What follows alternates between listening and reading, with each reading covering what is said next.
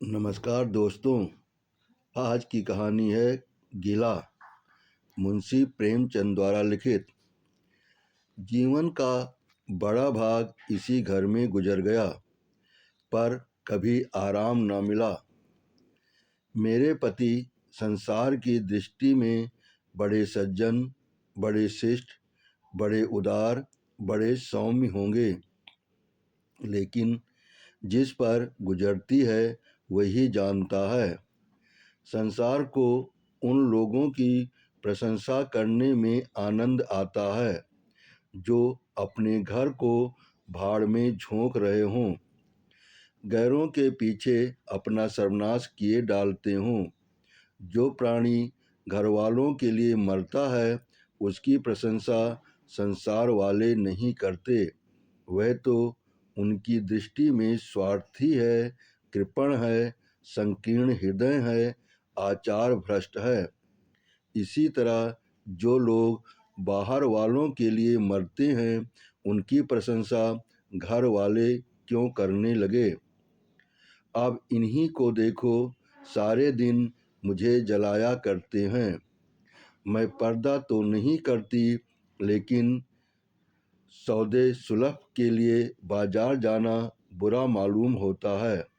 और इनका ये हाल है कि चीज़ मंगवाओ तो ऐसी दुकान से लाएंगे जहाँ कोई ग्राहक भूल कर भी ना जाता हो। ऐसी दुकान पर ना तो चीज़ अच्छी मिलती है, न तौल ठीक होती है, न दाम ही उचित होते हैं। ये दोष न होते तो वह दुकान बदनाम ही क्यों होती। पर इन्हें ऐसी ही गई बीती दुकानों की चीज़ें लाने का मरज है। बार बार कह दिया, साहब की चलती हुई दुकान से सौदे लाया करो, वहाँ माल अधिक खपता है, इसलिए ताज़ा माल आता रहता है। पर इनकी तो टूट पूंजियाँ से बनती है और वे उन्हें उल्टे छुरे से मोड़ते हैं। गेहूँ लाएंगे तो सारे बाजार से खराब, घुना हुआ चावल, ऐसा मोटा कि बैल भी न पूछे, दाल में कराई और कंकड़ भरे हुए, मनो लकड़ी जला डालो क्या मजाल की गले। घी लाएंगे तो आधा आधा तेल, या 16 आने काटोजीम, या दरअसल घी से एक छटा कम। तेल लाएंगे तो मिलावट, बालों में डालो तो चिमट जाएं, पर दाम दे आएंगे शुद्ध आंवले के तेल का।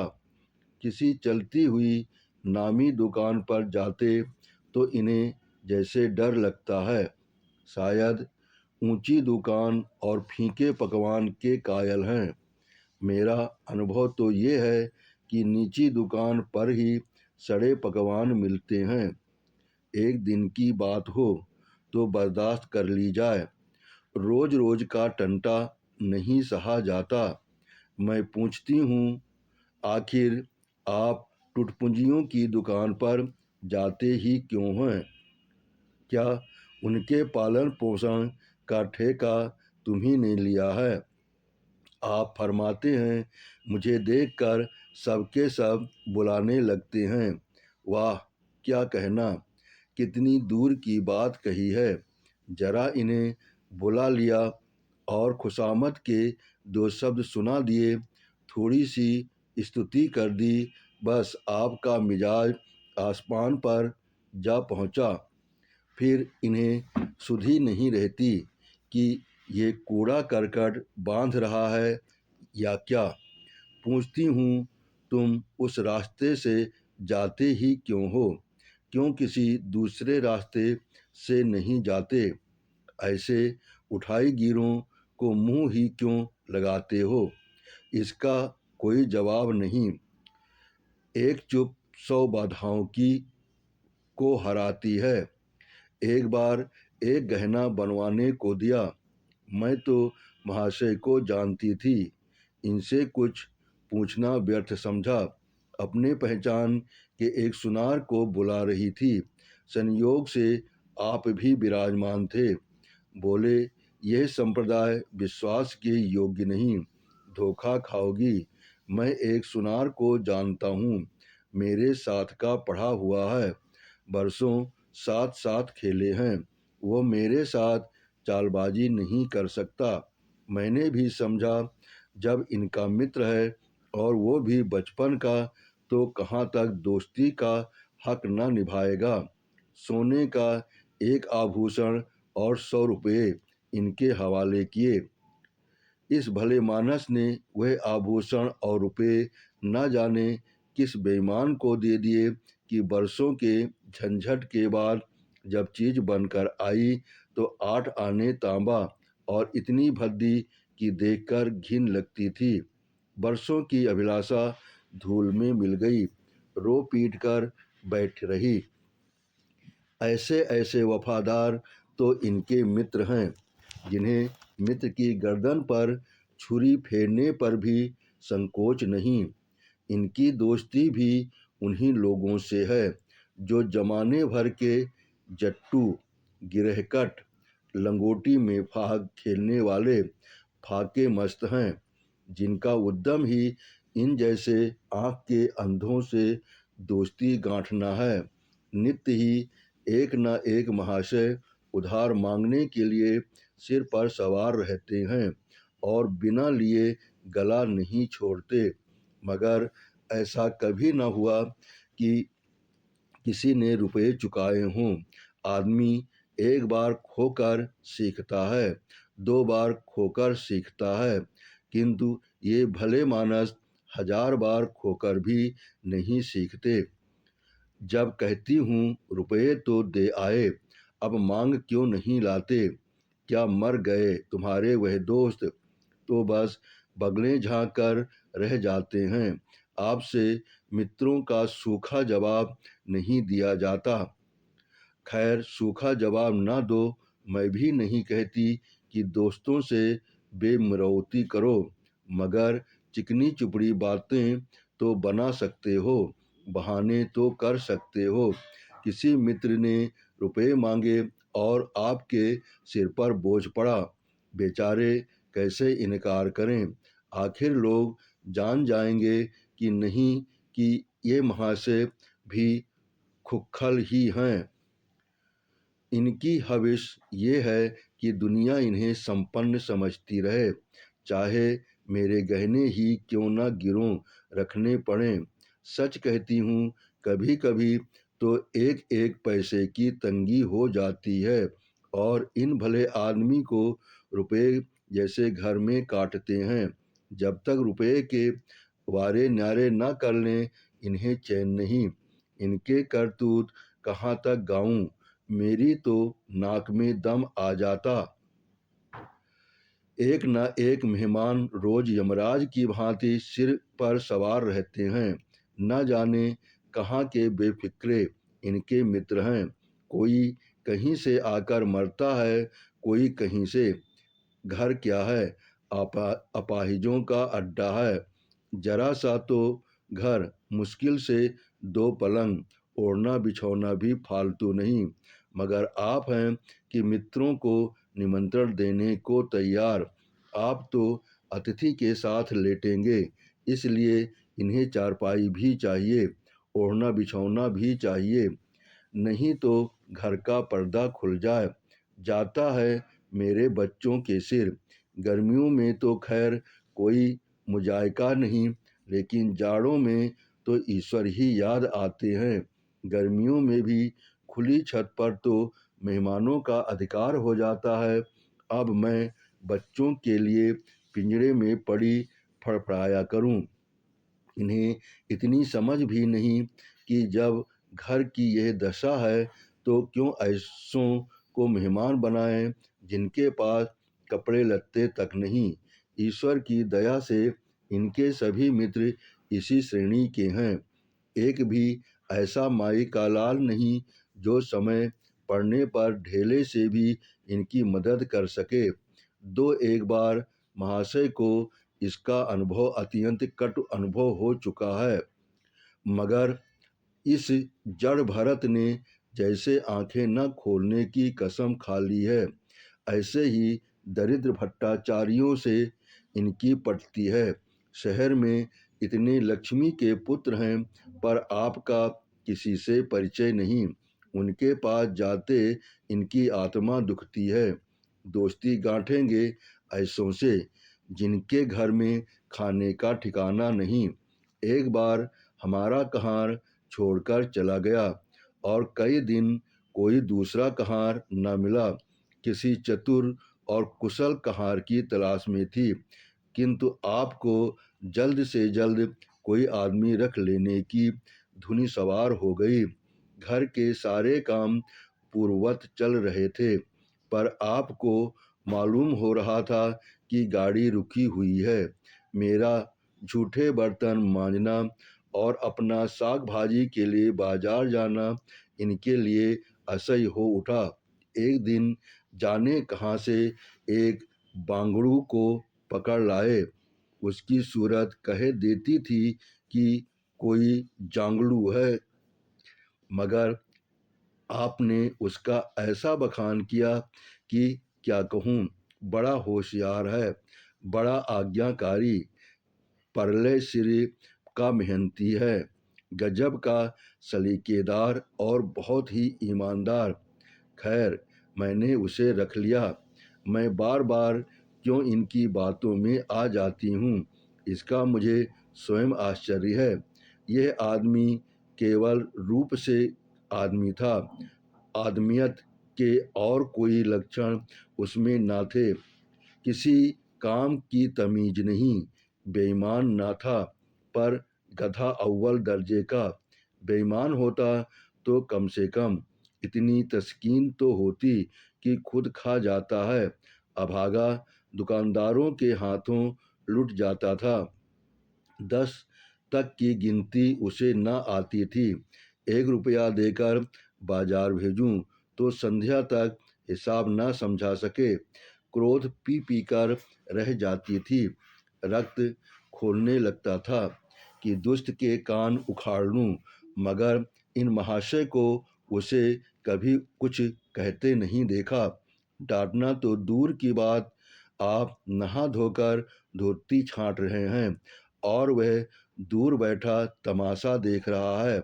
मैं तो बचा का खून पी जाती, लेकिन इन्हें जरा भी गम नहीं। जब मेरे डांटने पर धोती छांटने जाता भी तो आप उसे समीप न आने देते, बस उसके दोषों को गुण बनाकर दिखाया करते थे, और इस प्रयास में सफल न होते तो दोषों पर पर्दा डाल देते थे। मूर्ख को झाड़ू लगाने की तमीज न थी।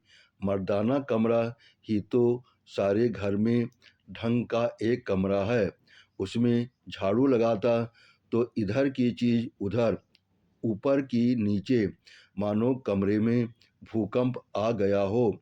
और गर्द का ये हाल कि सांस लेना कठिन, पर आप शांतिपूर्वक कमरे में बैठे हैं जैसे कोई बात ही नहीं। एक दिन मैंने उसे खूब डांटा, कल से ठीक ठीक झाड़ू न लगाई तो कान पकड़कर निकाल दूंगी। सवेरे सोकर उठी तो देखती हूँ कमरे में झाड़ू लगी हुई है और हर एक चीज करीने से रखी हुई है, गर्द गुबार का नाम नहीं। मैं चकित होकर देखने लगी तो आप हंसकर बोले, देखती क्या हो, आज घूरे ने बड़े सवेरे उठकर झाड़ू लगाई। मैंने समझा दिया, तुम ढंग तो बताती नहीं, उल्टे डांटने लगती हो। मैंने समझा, खैर दुष्ट ने कम से कम एक काम तो सलीके से किया। अब रोज कमरा साफ सुथरा मिलता। घूरे मेरी दृष्टि में विश्वासी बनने लगा। संयोग की बात, एक दिन मैं जरा मामूल से सवेरे उठ बैठी और कमरे में आई तो क्या देखती हूँ कि घूरे द्वार पर खड़ा है और आप तन मन से कमरे में झाड़ू लगा रहे हैं। मेरी आंखों में खून उतर आया। उनके हाथ से झाड़ू छीन कर घूरे के सिर जमा दी। हरामखोर को उसी दम निकाल बाहर किया। आप फरमाने लगे, उसका महीना हो तो चुका दो। वाह हरी समय, एक तो काम न करे, उस पर आंखें दिखाए, उस पर पूरी मजदूरी भी चुका दूं। मैंने एक कौड़ी भी न दी। एक कुर्ता दिया था, वो भी छीन लिया। इस पर जड़ भरत महाशय मुझे कई दिन रूठे रहे। घर छोड़कर भागे जाते थे, बड़ी मुश्किल से रुके। ऐसे ऐसे भोंदू भी संसार में पड़े हुए हैं। मैं न होती तो शायद अब तक इन्हें किसी ने बाजार में बेच दिया होता। एक दिन मेहतर ने उतारे कपड़ों का सवाल किया। इस बेकारी के ज़माने में फालतू कपड़े तो शायद पुलिस वालों या रईसों के घर में हों। मेरे घर में तो जरूरी कपड़े भी काफ़ी नहीं। आपका वस्त्रालय एक बक्ची में आ जाएगा, जो डाक के पार्सल से कहीं भेजा जा सकता है। फिर इस साल जाड़ों के कपड़े बनवाने की नौबत न आई। पैसे नज़र नहीं आते, कपड़े कहाँ से बने। मैंने मेहतर को साफ जवाब दे दिया। कड़ाके का जाड़ा पड़ रहा था। इनका अनुभव मुझे कम न था इसका अनुभव मुझे कम न था। गरीबों पर क्या बीत रही है, इसका भी मुझे ज्ञान था। लेकिन मेरे या आपके पास खेद के सिवा और क्या इलाज है। जब तक समाज का ये संगठन रहेगा, ऐसी शिकायतें पैदा होती रहेंगी। जब एक एक अमीर और रईस के पास एक एक मालगाड़ी कपड़ों में भरी हुई है, तब फिर निर्धनों को क्यों ना नग्नता का कष्ट उठाना पड़े। खैर, मैंने तो मेहतर को जवाब दे दिया। आपने क्या किया कि आपका कोट उठाकर उसको भेंट कर दिया। मेरी देह में आग लग गई। इतनी दानशील नहीं हूँ कि दूसरों को खिलाकर आप सो रहूं। देवता के पास यही एक कोट था। आपको इसकी जरा भी चिंता न हुई कि पहनेंगे क्या। यश के लोभ में जैसे बुद्धि ही हर ली। मेहतर ने सलाम किया, दुआएं दी और अपनी राह ली। आप कई दिन सर्दी में ठिठुरते रहे। प्रातःकाल घूमने जाया करते थे, वह बंद हो गया। ईश्वर ने उन्हें हृदय भी एक विचित्र प्रकार का दिया है। फटे पुराने कपड़े पहनते आपको जरा भी संकोच नहीं होता। मैं तो मारे लाज के गड़ जाती हूँ, पर आपको जरा फिक्र नहीं। कोई हंसता है तो हंसे आपकी बला से। अंत में जब मुझसे न देखा गया तो एक कोट बनवा दिया। जी तो जलता था कि खूब सर्दी खाने दूं, पर डरी कि कहीं बीमार पड़ जाएं तो और बुरा हो। आखिर काम तो उन्हीं को करना है। महाशय अपने दिल में समझते होंगे कि मैं कितना विनीत, कितना परोपकारी हूँ। शायद इन्हें इन बातों का गर्व हो। मैं इन्हें परोपकारी नहीं समझती, न विनीत ही समझती हूँ। ये जड़ता है, सीधी सादी निरीहता। जिस मेहतर को आपने अपना कोट दिया, उसे मैंने कई बार रात को शराब के नशे में मस्त झूमता देखा है और आपको दिखा भी दिया है। फिर दूसरों की विवेकहीनता की पुरौती हम क्यों करें। अगर आप विनीत और परोपकारी होते तो घर वालों के प्रति भी तो आपके मन में कुछ उदारता होती, या सारी उदारता बाहर वालों ही के लिए सुरक्षित है। घर वालों को उसका अल्पांश भी न मिलना चाहिए। मेरी इतनी अवस्था बीत गई, पर इस भले आदमी ने कभी अपने हाथों से मुझे एक उपहार भी न दिया। बेशक मैं जो चीज़ बाजार से मंगवाऊं उसे लाने में इन्हें जरा भी आपत्ति नहीं, बिल्कुल उज्र नहीं, मगर रुपए मैं दे दूं, यह शर्त है। उन्हें खुद कभी ये उमंग नहीं होती।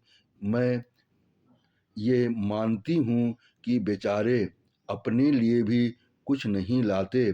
मैं जो कुछ मंगवा दूँ उसी पर संतुष्ट हो जाते हैं, मगर आखिर आदमी कभी कभी शौक की चीज चाहता ही है।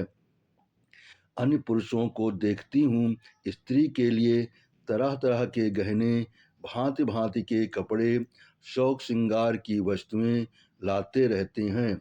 यहाँ इस व्यवहार का निषेध है। बच्चों के लिए भी मिठाइयाँ, खिलौने, बाजे शायद जीवन में एक बार भी न लाए हों। शपथ भी खा ली है, इसलिए मैं तो इन्हें कृपण कहूँगी, अरसिक कहूँगी, हृदय शून्य कहूँगी, उदार नहीं कह सकती। दूसरों के साथ इनका जो सेवा भाव है उसका कारण है इनका यश लोभ और व्यवहारिक अज्ञानता। आपके विनय का ये हाल है कि जिस दफ्तर में आप नौकर हैं उसके किसी अधिकारी से आपका मेल जोल नहीं। अफसरों को सलाम करना तो आपकी नीति के विरुद्ध है। नज़र या डाली तो दूसरों की बात है, और तो आपकी कभी किसी अफसर के घर आते जाते नहीं। इसका खामियाजा आप न उठाएं तो कौन उठाए। औरों को रियायती छुट्टियां मिलती हैं, आपका वेतन कटता है। औरों की तरक्कियां होती हैं, आपको कोई पूछता भी नहीं। हाजिरी में 5 मिनट की भी देर हो जाए तो जवाब पूछा जाता है। बेचारे जी तोड़कर काम करते हैं। कोई बड़ा कठिन काम आ जाता है तो इन्हीं के सिर मढ़ा जाता है। इन्हें जरा भी आपत्ति नहीं। दफ्तर में इन्हें घिस्सू पिस्सू आदि उपाधियां मिली हुई हैं, मगर पड़ाव कितना ही बड़ा मारें, इनके भाग्य में वही सूखी घास लिखी है।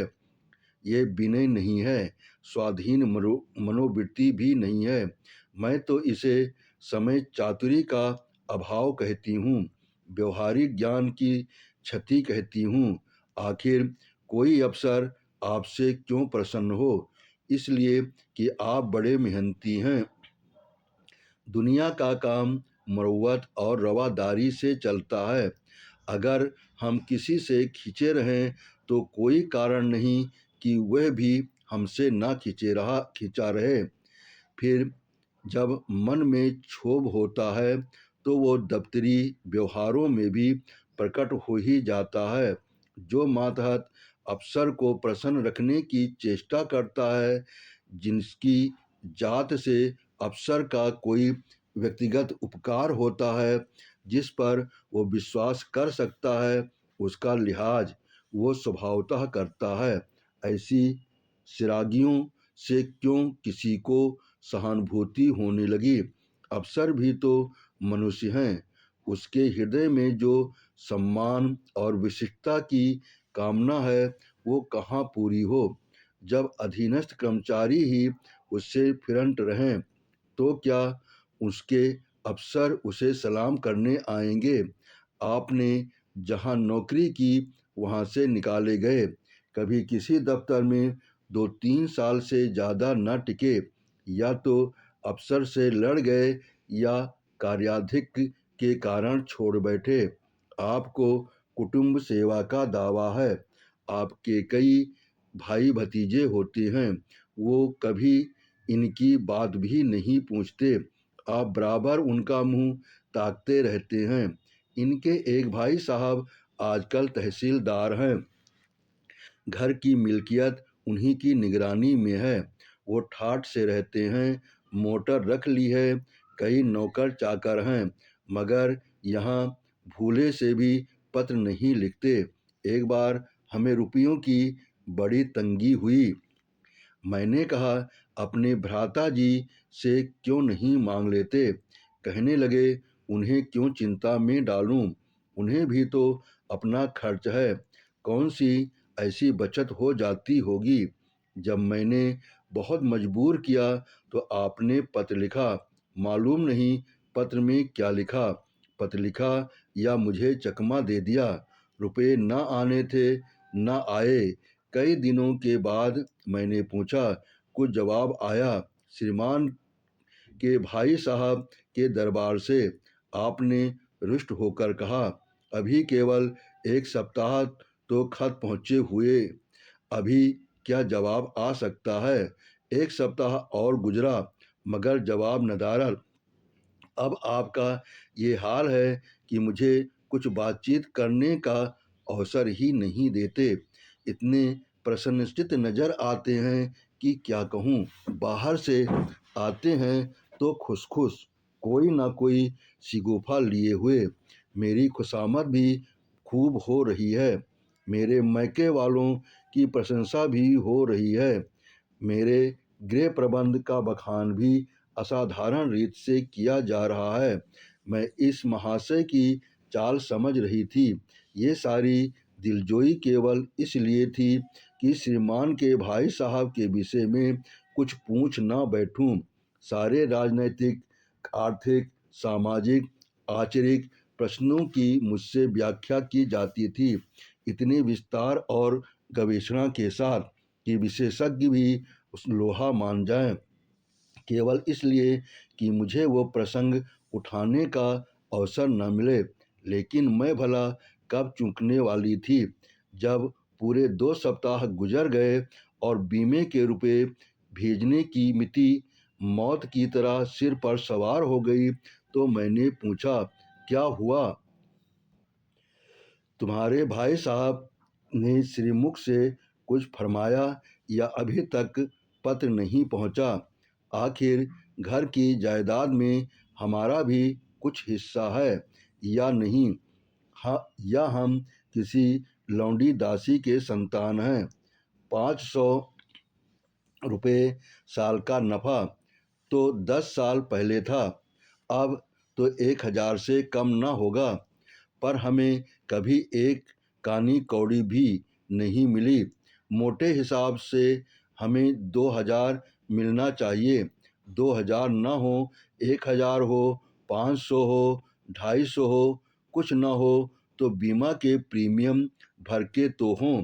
तहसीलदार साहब की आमदनी हमारी आमदनी की चौगुनी है। रिश्वतें भी लेते हैं, तो फिर हमारे रुपए क्यों नहीं देते। आप हैं ही हाँ हाँ करने लगे। कहने लगे, वो बेचारे घर की मरम्मत करवाते हैं, बंधु बांधुओं का स्वागत सत्कार करते हैं, रिश्तेदारों में भेंट भाट भेजते हैं, और कहाँ से लावें जो हमारे पास भेजें। वाह री बुद्धि। मानो जायदाद इसीलिए होती है कि उसकी कमाई उसी में खर्च हो जाए। इस भले आदमी को बहाने गढ़ने भी नहीं आते। मुझसे पूछते, मैं एक नहीं 1,000 बता देती। एक से एक बढ़कर कह देते, घर में आग लग गई, सब कुछ स्वाहा हो गया था, या चोरी हो गई, तिनका एक न बचा, या 10,000 का अनाज भरा था, उसमें घाटा रहा, या किसी से फौजदारी हो गई, उसमें दिवाला पिट गया। आपको सूझी भी तो लचर सी बात, तकदीर ठोंक कर बैठ गई। पड़ोस के की किसी एक महिला से रुपए कर्ज लिए, तब जाकर काम तब जाकर काम चला। फिर भी आप भाई भतीजों की तरफ से के फिर भी आप भाई भतीजों की तारीफ के पुल बांधते हैं तो मेरे शरीर में आग लग जाती है। ऐसे कौरवों से ईश्वर बचाए। ईश्वर की दया से आपके 2 बच्चे हैं, 2 बच्चियां भी हैं। ईश्वर की दया कहूँ या कोप कहूँ, सबके सब उद्यमी हो गए हैं कि खुदा की पनाह। मगर क्या मजाल है कि ये भोंदू किसी को कड़ी आँखों से देखें। रात के 8 बज गए हैं, युवराज अभी घूमकर नहीं आए। मैं घबरा रही हूँ। आप निश्चिंत बैठे अखबार पढ़ रहे हैं। झल्लाई हुई जाती हूँ और अखबार छीनकर कहती हूँ, जरा जाकर देखते क्यों नहीं, लौंडा कहाँ गया। न जाने तुम्हारा हृदय कितना कठोर है।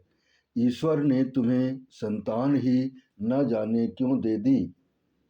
पिता का पुत्र के साथ कुछ तो धर्म है। तब आप भी गर्म हो जाते हैं। अभी तक नहीं आया, बड़ा शैतान है। आज बचा आते हैं तो कान उखाड़ लेता हूँ। मारे हंटरों के खाल उधेड़ कर रख दूंगा। यूं बिगड़ कर तैस के साथ आप उसे खोजने निकलते हैं। संयोग की बात, आप उधर जाते हैं, इधर लड़का आ जाता है। मैं पूछती हूँ, तू किधर से आ गया। तुझे वे ढूंढने गए हुए हैं। देखना आज कैसी मरम्मत होती है। यह आदत ही छूट जाएगी। दांत पीस रहे थे, आते ही होंगे। छड़ी भी उनके हाथ में है। तुम इतने मन के हो गए हो कि बात नहीं सुनते। आज आटे दाल का भाव मालूम होगा। लड़का सहम जाता है और लैंप जलाकर पढ़ने बैठ जाता है। महाशय जी 2-2.5 घंटे के बाद लौटते हैं, हैरान, परेशान और बदहवास। घर में पाँव रखते ही पूछते हैं, आया कि नहीं। मैं उनका क्रोध उत्तेजित करने के विचार से कहती हूँ, आकर बैठा तो है, जाकर पूछते क्यों नहीं। पूछ कर हार गई, कहाँ गया था, कुछ बोलता ही नहीं। आप गरज कर कहते हैं, मन्नू यहाँ आओ। लड़का थर थर कांपता हुआ आकर आंगन में खड़ा हो जाता है। दोनों बच्चियां घर में छिप जाती हैं कि कोई भयंकर कांड होने वाला है। छोटा बच्चा खिड़की से चूहे की तरह झांक रहा है। आप क्रोध से बौखलाए हुए हैं, हाथ में छड़ी है ही। मैं भी वह क्रोधोन्मत्त आकृति देखकर पछताने लगती हूँ कि कहाँ से इनसे शिकायत की। आप लड़के के पास जाते हैं, मगर छड़ी जमाने के बदले आहिस्ते से उसके कंधों पर हाथ रखकर बनावटी क्रोध से कहते हैं, तुम कहाँ गए थे जी। मना किया जाता है, मानते नहीं हो। खबरदार, जो अब कभी इतनी देर होगी। आदमी शाम को घर चला आता है या मटर गश्ती करता है। मैं समझ रही हूँ कि यह भूमिका है। विषय अब आएगा। भूमिका तो बुरी नहीं, लेकिन यहाँ तो भूमिका पर इति हो जाती है। बस आपका क्रोध शांत हो गया, बिल्कुल जैसे क्वार की घटा घेर घार हुआ, काले बादल आए, गड़गड़ाहट हुई और गिरी क्या 4 बूंदें। लड़का अपने कमरे में चला जाता है और शायद खुशी में नाचने लगता है। मैं पराभूत होकर कहती हूँ, तुम तो जैसे डर गए। भला 2-4 तमाचे तो लगाए होते। इसी तरह तो लड़के शेर हो जाते हैं। आप फरमाते हैं, तुमने सुना नहीं, मैंने कितने जोर से डांटा। बच्चा की जान ही निकल गई होगी। देख लेना, जो फिर कभी देर से आए। तुमने डांटा तो नहीं। हाँ, आंसू पोंछ दिए। तुमने मेरी डांट सुनी नहीं। क्या कहना है आपकी डांट का। लोगों के कान बहरे हो गए। लाओ, तुम्हारा गला सहला दूं। आपने एक नया सिद्धांत निकाला है कि दंड देने से लड़के खराब हो जाते हैं। आपके विचार से लड़कों को आज़ाद रहना चाहिए। उन पर किसी तरह का बंधन, शासन या दबाव न होना चाहिए। आपके मत से शासन बालकों के मानसिक विकास में बाधक होता है। इसी का फल है कि लड़के बेनकेल के ऊंट बने हुए हैं। कोई एक मिनट भी किताब खोलकर नहीं बैठता। कभी गुल्ली डंडा है, कभी गोलियां, कभी कनकौए। श्रीमान भी लड़कों के साथ खेलते हैं। 40 साल की उम्र और लड़कपन इतना। मेरे पिताजी के सामने मजाल थी कि कोई लड़का कनकौआ उड़ा ले या गुल्ली डंडा खेल सके। खून पी जाते। प्रातःकाल से लड़कों को लेकर बैठ जाते थे। स्कूल से ज्यों ही लड़के आते फिर ले बैठते थे। बस संध्या समय आधे घंटे की छुट्टी देते थे। रात को फिर जोत देते। ये नहीं कि आप तो अखबार पढ़ा करें और लड़के गली गली भटकते फिरें। कभी कभी आप सींग कटाकर बछड़े बन जाते हैं। लड़कों के साथ ताश खेलने बैठा करते हैं। ऐसे बाप का भला लड़कों से क्या रोब हो सकता है। पिताजी के सामने मेरे भाई सीधे ताक नहीं सकते थे। उनकी आवाज़ सुनते ही तहलका मच जाता था। उन्होंने घर में कदम रखा और शांति का साम्राज्य हुआ। उसके सम्मुख जाते लड़कों के प्राण सूखते थे। उसी शासन की बरकत ये है कि सभी लड़के अच्छे अच्छे पदों पर पहुंच गए हैं। हाँ, स्वास्थ्य किसी का अच्छा नहीं है तो पिताजी ही का स्वास्थ्य कौन बड़ा अच्छा था। बेचारे हमेशा किसी न किसी औषधि का सेवन करते रहते थे। और क्या कहूँ, एक दिन तो हद ही हो गई। श्रीमान जी लड़कों को कनकौआ उड़ाने की शिक्षा दे रहे थे। यूं घुमाओ, यूं गोता दो, यूं खींचो, यूं ढील दो। ऐसा तन मन से सिखा रहे थे मानो गुरु मंत्र दे रहे हों। उस दिन मैंने इनकी ऐसी खबर ली कि याद करते होंगे। तुम कौन होते हो मेरे बच्चों को बिगाड़ने वाले। तुम्हें घर से कोई मतलब नहीं है। ना हो, लेकिन आप मेरे बच्चों को खराब न कीजिए। बुरी बुरी आदतें न सिखाइए। आप उन्हें सुधार नहीं सकते तो कम से कम बिगाड़िए मत। लगे बंगले झांकने। मैं चाहती हूँ एक बार ये भी गर्म पड़ें तो अपना चंडी रूप दिखाऊं। पर ये इतना जल्द दब जाते हैं कि मैं हार जाती हूँ। पिताजी किसी लड़के को मेले तमाशे न ले जाते थे। लड़का सिर पटक कर मर जाए मगर जरा भी न पसीजते थे। और इन महात्मा जी का यह हाल है कि एक एक से पूछ कर मेले ले जाते हैं। चलो चलो, वहाँ बड़ी बहार है। खूब आतिशबाजियाँ छूटेंगी, गुब्बारे उड़ेंगे, बिलायती चरखियाँ भी हैं। उन पर मज़े से बैठना। और तो और आप लड़कों को हॉकी खेलने से भी नहीं रोकते। ये अंग्रेजी खेल भी कितनी जानलेवा होते हैं। क्रिकेट, फुटबॉल, हॉकी एक से एक घातक। गेंद लग जाए तो जान ही लेकर छोड़े। पर आपको इन सभी खेलों से प्रेम है। कोई लड़का मैच में जीत कर आ जाता है तो ऐसे फूल उठते हैं मानो किला जीत कर आया हो। आपको इसकी जरा भी परवाह नहीं कि चोट चपेट आ गई तो क्या होगा। हाथ पांव टूट गए तो बेचारों की जिंदगी कैसे पार लगेगी। पिछले साल कन्या का विवाह था। आपको जिद थी कि दहेज के नाम पर कानी कौड़ी भी ना देंगे, चाहे कन्या आजीवन कुंवारी बैठी रहे। यहाँ भी आपका आदर्शवाद आ कूदा। समाज के नेताओं का छल प्रपंच आए दिन देखते रहते हैं, फिर भी आपकी आंखें नहीं खुलती। जब तक समाज की ये व्यवस्था कायम है और युवती कन्या का अविवाहित रहना निंदास्पद है, तब तक ये प्रथा मिटने की नहीं। दो चार ऐसे व्यक्ति भले ही निकल आएं जो दहेज के लिए हाथ न फैलावें, लेकिन इनका परिस्थिति पर कोई असर नहीं पड़ता और कुप्रथा ज्यों की त्यों बनी हुई है। पैसों की तो कमी नहीं है, दहेज की बुराइयों पर लेक्चर दे सकते हैं, लेकिन मिलते हुए दहेज को छोड़ देने वाला मैंने आज तक न देखा।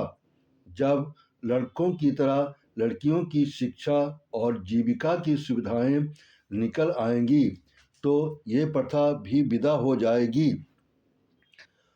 उसके पहले संभव नहीं। मैंने जहाँ जहाँ संदेश भेजा दहेज का प्रश्न उठ खड़ा हुआ और आपने प्रत्येक अवसर पर टांग अड़ाई। अब इस तरह पूरा साल गुजर गया और कन्या को 17वां लग गया तो मैंने एक जगह बात पक्की कर ली। आपने भी स्वीकार कर लिया क्योंकि वरपक्ष ने लेन देन का प्रश्न उठाया ही नहीं। हालांकि अंतःकरण में उन लोगों को पूरा विश्वास था कि अच्छी रकम मिलेगी और मैंने भी तय कर लिया था कि यथाशक्ति कोई बात न रखूंगी। विवाह के सकुशल होने में कोई संदेह न था, लेकिन इन महाशय के आगे मेरी एक न चली। ये प्रथा निंद्य है, यह रस्म निरर्थक है। यहाँ रुपयों की क्या जरूरत, यहाँ गीतों का क्या काम। नाक में दम था, ये क्यों वो क्यों, ये तो साफ दहेज है। तुमने मेरे मुंह पर कालिख लगा दी, मेरी आबरू मिटा दी। जरा सोचिए, इस परिस्थिति को तो बारात द्वार पर पड़ी हुई है और यहाँ बात बात पर शास्त्रार्थ हो रहा है। विवाह का मुहूर्त आधी रात के बाद था। प्रथानुसार मैंने व्रत रखा, किंतु आपकी टेक थी कि व्रत की कोई जरूरत नहीं। जब लड़के के माता पिता व्रत नहीं रखते, जब लड़का तक व्रत नहीं रखता, तो कन्या पक्ष वालों ही व्रत क्यों रखें। मैं और सारा खानदान मना करता रहा, लेकिन आपने नाश्ता किया, भोजन किया। खैर, कन्यादान का मुहूर्त आया। आप सदैव से इस प्रथा के विरोधी हैं, आप इसे निषिद्ध समझते हैं। कन्या क्या दान की वस्तु है? दान रुपए पैसे जगह जमीन का हो सकता है, पशु दान भी होता है, लेकिन लड़की का दान एक लचर सी बात है। कितना समझाती हूँ, पुरानी प्रथा है, वेद काल से होती चली आई है, शास्त्रों में इसकी व्यवस्था है। संबंधी समझा रहे हैं, पंडित समझा रहे हैं, पर आप हैं कि कान पर जूं नहीं रेंगती। हाथ जोड़ती हूँ, पैर पड़ती हूँ, गिड़गिड़ाती हूँ, लेकिन मंडप के नीचे न गए। और मजा ये है कि आपने ही तो ये अनर्थ किया और आप ही मुझसे रूठ गए।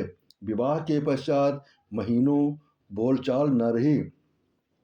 विवाह झक मारकर मुझी को मानना पड़ा, किंतु सबसे बड़ी विडंबना ये है कि इन सारे दुर्गुणों के होते हुए भी मैं इनसे एक दिन भी पृथक नहीं रह सकती, एक क्षण का वियोग नहीं सह सकती। इन सारे दोषों पर भी मुझे इनसे प्रगाढ़ प्रेम है। इनमें ये कौन सा गुण है जिस पर मैं मुग्ध हूँ, मैं खुद नहीं जानती, पर इनमें कोई बात ऐसी है जो मुझे इनकी चेरी बनाए हुए है। वे जरा मामूली सी देर में घर आते हैं तो प्राण नहीं में समा जा तो प्राण नदी में समा जाते हैं।